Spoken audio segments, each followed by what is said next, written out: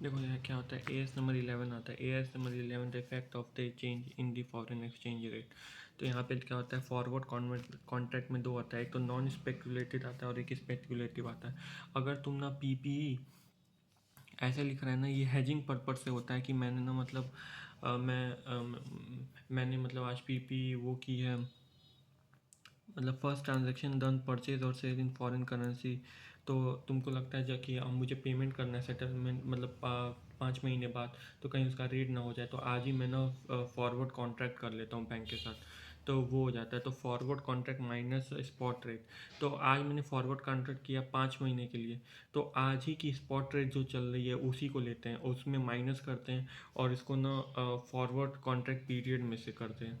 जैसे कि आज के मैंने 4 महीने बाद पेमेंट करना है, तो 4 महीने बाद मतलब कि मान लो आज 1 जनवरी है, तो जनवरी फरवरी मार्च, तो 3 महीने का आज निकालोगे, 1 महीने का बाद में निकालोगे। तो इस तरीके से 1 महीने का आज निकालोगे, उसके बाद से उसके बाद में निकालोगे। स्पेक्यूलेटेड फॉरवर्ड कॉन्ट्रैक्ट मतलब ना तुम सट्टाबाजी कर रहे हो कि आज तुम फॉरवर्ड कॉन्ट्रैक्ट को परचेज की और फिर बाद में जब तुम बेचोगे तो उसमें से तुमको कितना प्रॉफिट होता है। तो forward contract sale minus forward contract purchase, ठीक है।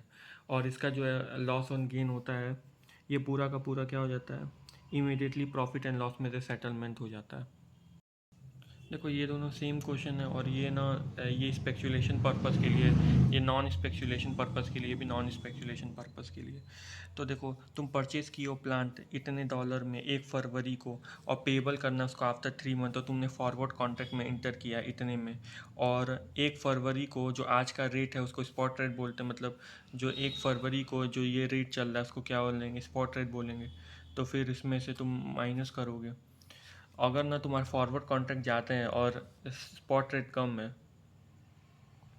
आज का रेट जो कम है, फॉरवर्ड कॉन्ट्रैक्ट ज़्यादा है, तो तुम्हारा लॉस होगा, और नहीं तो तुम्हारा क्या होगा, प्रॉफिट होगा। तो forward contract less spot rate होगा, spot rate less forward contract मत कर देना, ये गलती मत करना, ठीक है। और उसके बाद से 1 फरवरी को 3 मंथ में पेबल कर रहा है, तो फरवरी मार्च 2 महीने का इधर ही निकालोगे और 1 महीने का बाद में निकालोगे, 2 महीने का निकालोगे तो 20,000 आएगा।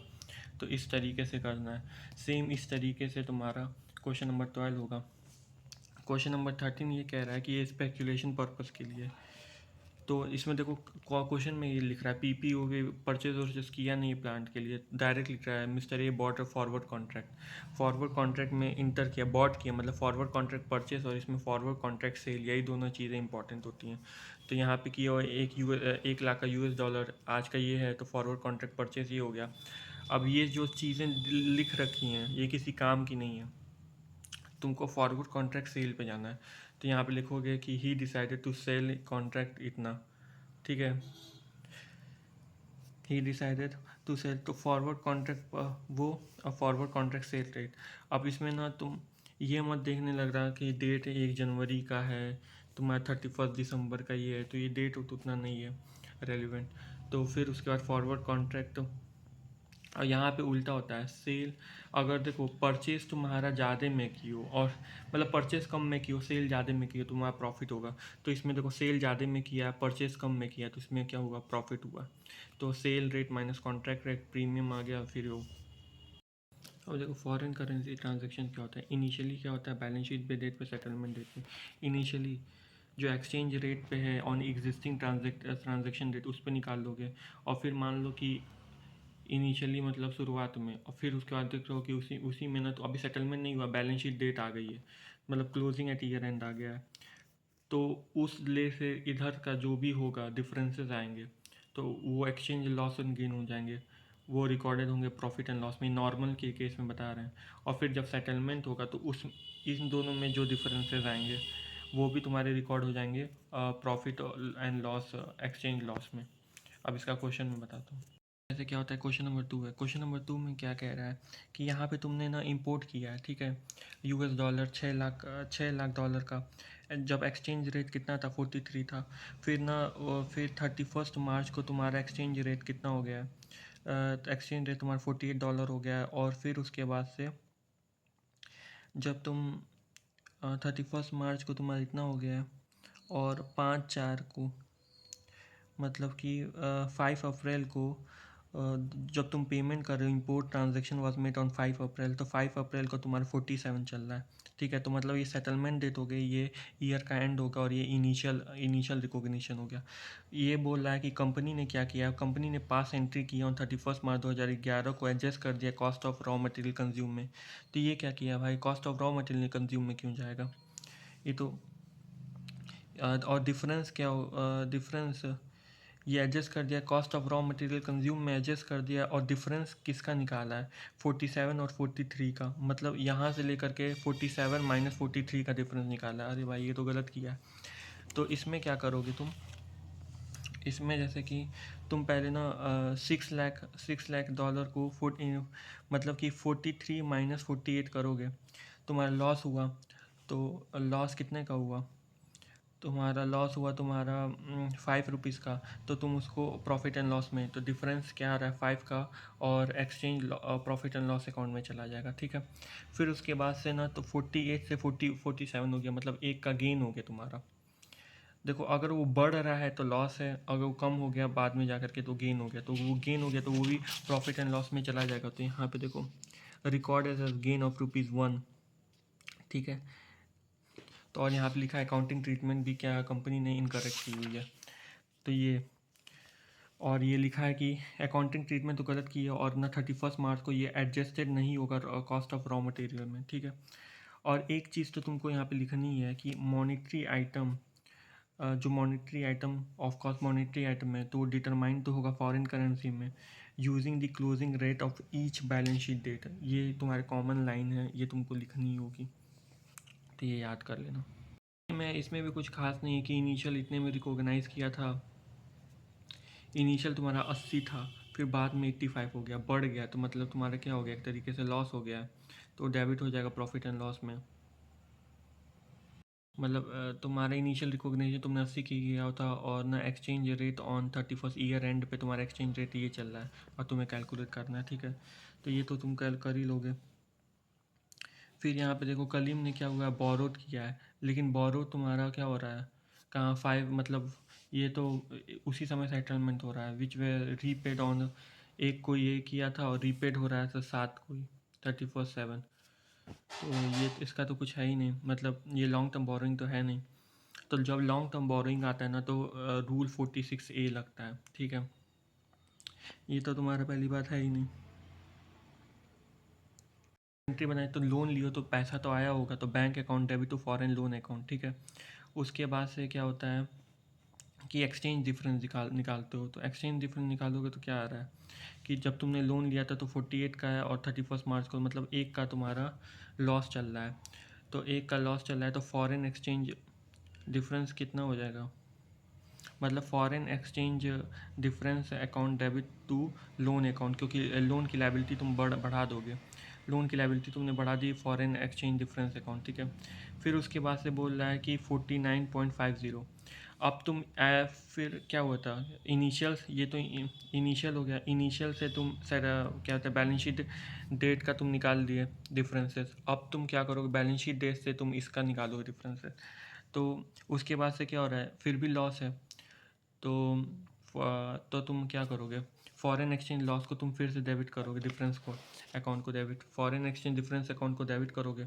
लेकिन यहाँ पे एक चीज़ और हो रहा है कि 31/7 को तुमने रीपेड किया, तो रीपेड जब तुमने किया सेटलमेंट की एंट्री है, यहाँ पे सेटलमेंट है ना, तो तुम बैंक यहाँ पे आ जाएगा, और तुम्हारा जो फॉरेन एक्सचेंज डिफरेंस, ठीक है, और तुम्हारा foreign loan account debit to bank account, देख लेना एंट्रीज को।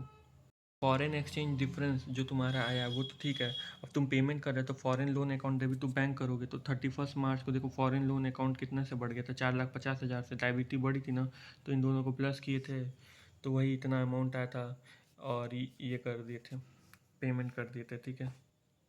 तो यहाँ क्वेश्चन नंबर 5 में कर रहा है कि 1 जुलाई को इंपोर्ट किया है ट्राई लिमिटेड से, अमाउंटिंग इतने में, और उस समय रेट तुम्हारी इतनी चल रही थी, तो मतलब ये क्या होता है इनिशियल रिकॉग्निशन हो गया, और तुम्हारा end year of balance sheet date तुम्हारे 90 थी, ठीक है।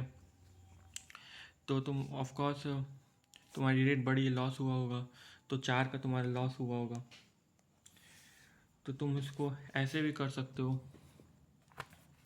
कि ऐसे भी कर सकते हो कि 96,000 डिवाइड कर दो तुम किससे, 86 से, तुम्हारा इतना $US हुआ और लॉस तुम्हारा कितने का हुआ, 4 का, तो इंटू 4, तो 120, सॉरी 86 है ना, तो 96,000 डिवाइडेड बाई 86, हाँ 36,000 आ रहा है डिवाइडेड करने में, फिर इसको इंटू कर दोगे तुम 4 से, तो 144,000। तो यही है कि तुम्हारा इनिशियल रिकॉग्निशन ये हुआ था बैलेंस शीट डेट पे, या ऐसे भी कर सकते हो 96 इंटू 90 करोगे तो ये भी तुम्हारा क्या हो जाएगा, ये तुम्हारा 90,000 रुपीज़ में हो जाएगा। फिर इन दोनों का तुम डिफरेंस कर दोगे तो ये भी हो सकता है। मेन पॉइंट यहाँ पे है कि इसमें 1 अक्टूबर को भी इंपोर्ट किया लेकिन उसका ना पेमेंट उसी दिन कर दिया। अरे जब पेमेंट उसी दिन कर दी हो तो फॉरेन एक्सचेंज डिफरेंस का तो सवाल ही नहीं पैदा हुआ। और फिर यहाँ पे क्या हुआ, देखो यहाँ पे इंपोर्ट किया था, तो इंपोर्ट किया था तो तुम्हारे गुड्स तुम्हारे पास, तुमको पैसा देना था, तो तुम क्या हो, एक तरीके से ट्रेड पेबल या क्रेडिटर, ट्रेड पेबल या क्रेडिटर। और यहाँ पे तुम क्या कर रहे हो, एक्सपोर्ट कर रहे हो गुड्स, मतलब तुमको ट्रेड रिसीवेबल होगा, मतलब तुम्हारा डेटर और सेल्स का होगा, तो उसका भी वैसे ही कर दोगे। 84 है 90 है, मतलब 84 है 90 है, 6 का वही डिफरेंस हो जाएगा। या डिवाइड इसको क्या करोगे, एक्सपोर्ट किया इतने का तो डिवाइडेड बाय करोगे 84 से, इंटू कर दोगे 90 से, और फिर जो आएगा अमाउंट उसमें और इसमें डिफरेंस कर दोगे, तो वो तो तुम्हारे यहाँ पे जाएगा डेबिट में जाएगा ये, और ये तुम्हारे क्रेडिट में जाएगा। क्वेश्चन नंबर 6 है ना, क्वेश्चन नंबर 6 का सब कर लोगे, ये तुम्हारे बी में तुम अटकोगे। देखो यहाँ पे क्या है, लॉन्ग टर्म लोन, अब यहीं से लॉन्ग टर्म लोन आया ना तो यहीं पे से 46 का स्टार्ट हो जाता है। तो यहाँ पे क्या होता है, पैरा 46 ए आ जाता है। तो पैरा 46 ए का करता क्या है, कहता क्या है, पैरा 46 ए ये कहता है कि अगर तुम पैरा, पहले हम लोग जो क्वेश्चन कर रहे हैं उसमें पैरा 46 अडॉप्टेड नहीं था, लेकिन अगर तुम पैरा 646 अडॉप्ट किए और तो तुम्हारे पास दो ऑप्शन आ जाते हैं कि तुम उसको टेकन कर रहे हो पीपीई में, कि तुम उसको सच बोरोइंग कर रहे हो किसी अदर पर्सन, बोरोइंग कर रहे हो पीपी लेने के लिए, तुम लोन लियो पीपी खरीदने के लिए, या तुम लोन लियो किसी और अदर पर्पज़ के लिए। अगर लोन लियो पीपी खरीदने के लिए तो तुम उसको ना जो उसका लॉस और गेन होगा वो तुम वैल्यू ऑफ पीपी में चला जाएगा, जैसे प्रॉफिट एंड लॉस में जाता है ना, तो तुम उसको ना तुम पीपी में भेज दोगे और वो प्रॉफिट एंड लॉस में नहीं जाएगा। और डेप्रिसिएशन रिवाइज पे चार्ज होगा तुम्हारा, मतलब मान लो कि पहले तुम खरीदे थे 80 का, लेकिन अब जो पीपी आ रहा है उसमें 2 और बढ़ गया है तो 82 का हो गया, तो 82 पे तुम्हारा डेप्रिसिएशन होगा। ठीक है, और यहाँ पे तुम ना एक नया अकाउंट खोल लोगे, FCMITDA to PNL in remaining borrowing period. ठीक है, और ये FCMITDA अकाउंट ये तुम्हारा बैलेंस शीट के रिजर्व एंड सरप्लस में जाता है। बोल तो रहा है लॉन्ग टर्म लोन के लिए, तो किस पर्पस के लिए, पैरा 46 अडॉप्ट किया है कि नहीं, कुछ बताया नहीं है, तो पहले मानेंगे कि पैरा 46 अडॉप्ट नहीं किया है। तो अगर तुम्हारा पैरा 46 अडॉप्ट नहीं किया है तो तुम्हारे इतने में ट्रांजेक्शन हुई थी, इतना हुआ था, तो तुम इसका डिफरेंस ले लोगे, या 60 लाख को डिवाइड करोगे 55.60 से, इंटू करोगे 61.20 से, और उसका जो डिफरेंसेस आएगा वो तुम्हारा क्या हो रहा है कि तुम्हारा पहला इतने में था, एंड में तुम्हारा इतने में हो रहा है। ये तो ये वाला तुम ना पहले वाले का देख रहे थे, तुमको तो सेकंड वाले का देखना है ना, तो 60 लाख डिवाइडेड बाई 5.60 इंटू कर दोगे 61.20 से। ठीक है, तो तुम्हारा जो डिफरेंस आएगा उसमें तो देखो ये बढ़ रहा है ना, तो ऑफकोर्स लॉस तो होगा ही, लॉस हो है। तो इसमें क्या किया है, तो देखो इसमें लॉस तो हुआ है, अगर तुमने एडॉप्टेड नहीं किया है तो उसको तुम डेबिट कर दोगे, profit and loss account debit to FEG, profit and loss debit to क्या होता है, लोन अकाउंट हो जाएगा। और ये अगर पैरा 46 अडॉप्टेड किया, लेकिन यहाँ पे देखो यहाँ पे कोई परचेज़ नहीं कर रहा है पीपी के लिए, not for the purchase of the PP, तो तुमको लगेगा तो FCMITDA अकाउंट ही खोलना पड़ेगा, तो उसको तुम डेबिट कर दोगे, FCMITDA अकाउंट को, तो यहीं पे लिखा है डेबिट कर दोगे FI, तो वही बोला है कि या तो एक्सचेंज डिफरेंस तुम करोगे FED, फॉरेन एक्सचेंज डिफरेंस, और ब्रैकेट में लिखोगे प्रॉफिट एंड लॉस, क्योंकि वो चला जाएगा प्रॉफिट एंड लॉस में। टू लिख दोगे, तुम लोन का अमाउंट बढ़ा दोगे तो लोन अकाउंट। ये वाले क्वेश्चन में लिखा है परचेज की asset 3,000 lakh, same was fully finance by the foreign. मतलब तुमने लोन लिया है, तुमने डॉलर में तुमने लोन लिया है और उससे तुमने एसेट परचेज किए, तो ये 46A का जो तुम्हारे एसेट्स कैपिटलाइज होते हैं वो हो जाएगा। नहीं, 46A लगेगा इसमें। अब पता नहीं वो बोरिंग पर्पस के लिए, अब वो बाद में देखोगे कि, लेकिन तुम्हारा 46A तुम्हारा यहाँ पे लगेगा, ठीक है, क्योंकि यहाँ पे लिख रहा है 3 इक्वल इंस्टॉलमेंट में है। $1 की तुम्हारा 1 जनवरी को तुम्हारी इतनी वैल्यू थी, फिर 31 दिसंबर को तुम्हारी इतनी वैल्यू होगी, ठीक है। और यहाँ पे लिख रहा है, देखो यहाँ पे फर्स्ट इंस्टॉलमेंट 31 दिसंबर को तुम पे कर रहे हो, ठीक है। The entire difference of foreign exchange has been capitalise. Entire difference मतलब ये तुमने बोल रहा है कि तुम बोरोइंग लिए हो PPE के लिए, लेकिन यहाँ पे क्या हुआ, तुम्हारे अकाउंटेंट ने क्या हुआ है, नॉट एक्सरसाइज, ये नहीं, यहाँ पे लिख रहा है, क्वेश्चन में ही लिख रहा है कि ये एक्सरसाइज नहीं किया है ऑप्शन ऑफ पैरा 46 है, तो लेकिन तुमको तो एक्सरसाइज करना था, तो इसने क्या किया, गलत काम किया, ठीक है। अब तुम करोगे तो यहाँ पे वही लिखा है कि पहले तुमने जो 3,000 लाख का लिया है तो उसको तुम डॉलर में कन्वर्ट करोगे, डिवाइडेड बाय 40, तो 75 लाख डॉलर हो जाएगा, तो ये। और फिर उसके बाद से ये लिख रहा है कि तुमने फर्स्ट इंस्टॉलमेंट वॉज पेड, तुमने पेड कर दिया है पहला इंस्टॉलमेंट 31 दिसंबर को, तो तुमने $75 को, 75 लाख को तुम कितने से डिवाइड करोगे, 3 से डिवाइड करोगे, तो मतलब पहला इंस्टॉलमेंट तुमने इतने का दे दिया है, और 42.50 तुम्हारी रेट चल रही थी 31 दिसंबर की, ठीक है। तो यही रेट तो तुम्हारे बाकी रिमेनिंग के लिए भी चलेगी, क्लोजिंग के लिए भी यही हो जाएगा तुम्हारा। क्लोजिंग के लिए मतलब क्लोजिंग कितना है, इतना तो तुम पेमेंट कर दी, तो क्लोजिंग $50 लाख बचा, इससे इतना करोगे तो इतना हुआ अमाउंट। तो अब इसमें और इसमें जो डिफरेंस होगा वो क्या होगा, तुम्हारा फॉरेन एक्सचेंज डिफरेंस होगा। ऑफ कॉस्ट बढ़ा है तो लॉस होगा तुम्हारा, तो ये तुम्हारा क्या होगा, लॉस। अब ये clearly 46A clearly given that,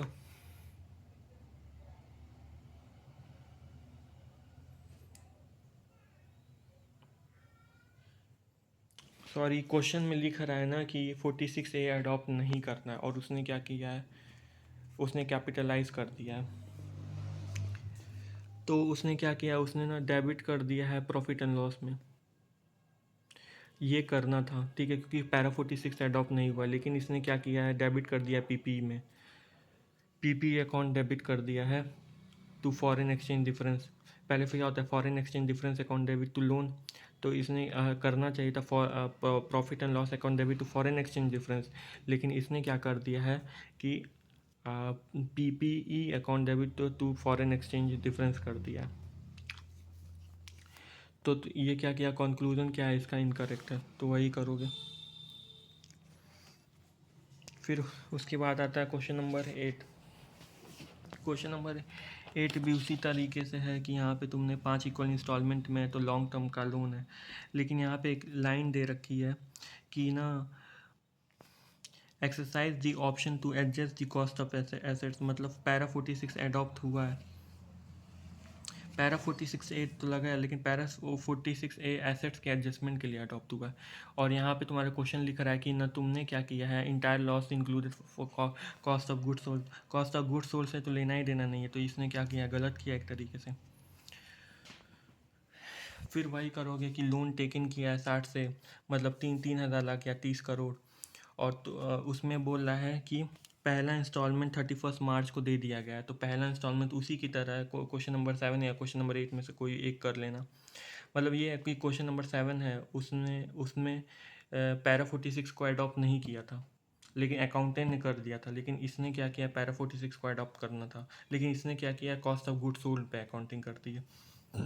तो यहाँ पे तुम्हारे ये, तो डिफरेंस तुम्हारा कितना होगा, 100 लाख का तुम्हारा लॉस हो रहा है।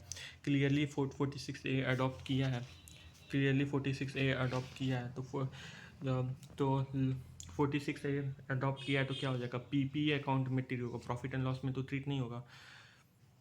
मतलब तुम्हारा foreign exchange difference account debit, जो टू लोन अकाउंट तो होगा ही, तो और PPE account debit to foreign exchange difference हो जाएगा। तो मतलब कॉस्ट में तुम्हारा एक तरीके से ऐड हो रहा है, तो तुम्हारे कॉस्ट में ऐड होगा। 3,000 पे नहीं निकालोगे जो पहले रिकॉग्नाइज के, 3,100 लाख पे तुम डेप्रिसिएशन रिकॉर्ड करोगे क्लोजिंग बैलेंस एसेट्स। और फिर उसके बाद डेप्रिसिएशन करोगे तो 620 हो गया, तो अभी 3,000 था, तो क्लोजिंग बैलेंस ऑफ एसेट्स कितना हो जाएगा तुम्हारा, इतने लाख का। और it is given that FED adjusted to cost of material consume which is incorrect, यहाँ पे लिख भी दोगे। क्वेश्चन नंबर 9 ना सब सही है, सेम है, बस यहाँ पे देख लो, यहाँ पे लिखा है इंटरेस्ट एक्रूड हुआ है, मतलब finance cost account debit to bank account और प्रॉफिट एंड लॉस अकाउंट में चला जाएगा। इतना तुम्हारा कॉमन है, बस यही चीज़ें डिफरेंसेस हैं, एक बार देखोगे तो तुमको सब समझ में आ जाएगा।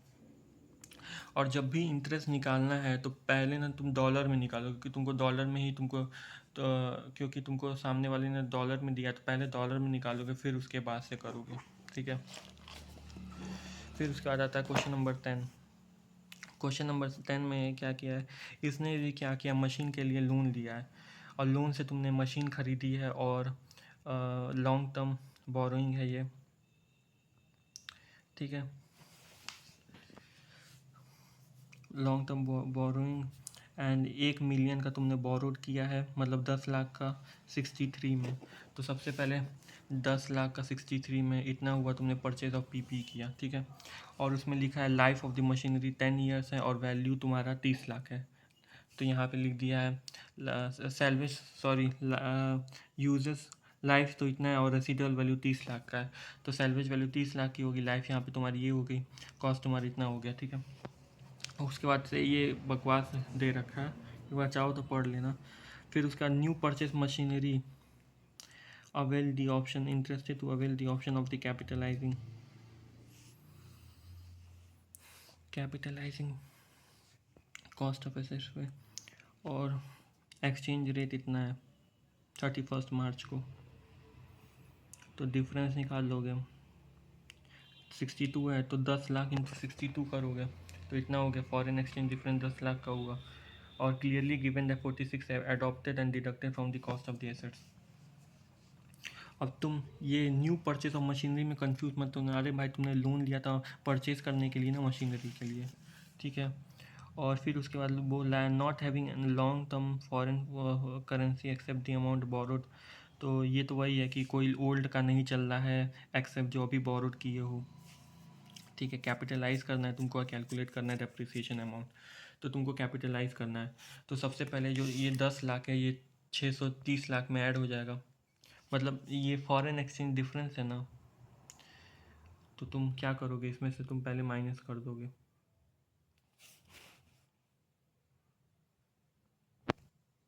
पहले तुम बोले थे ऐड करोगे, ऐड सही करना है, लेकिन जब वो लॉस होता तब होता है, यहाँ पे तुम्हारा गेन हो रहा है, कैसे तुमको पता गेन हो रहा है, कि पहले 63 की थी, अब कितनी होगी, 62 की थी, तो पहले कम हो गई ना, तो तुम्हारा गेन हो रहा है, तो गेन हो रहा है तो तुम ऐड नहीं करोगे, लेस कर दोगे, और फिर उसी लेस पे तुम ना क्या करोगे, डेप्रिसिएशन कैलकुलेट करोगे, तो ये आएगा, तो इतना अमाउंट आएगा तुम्हारा, ठीक है। तो इस तरीके से हो जाए।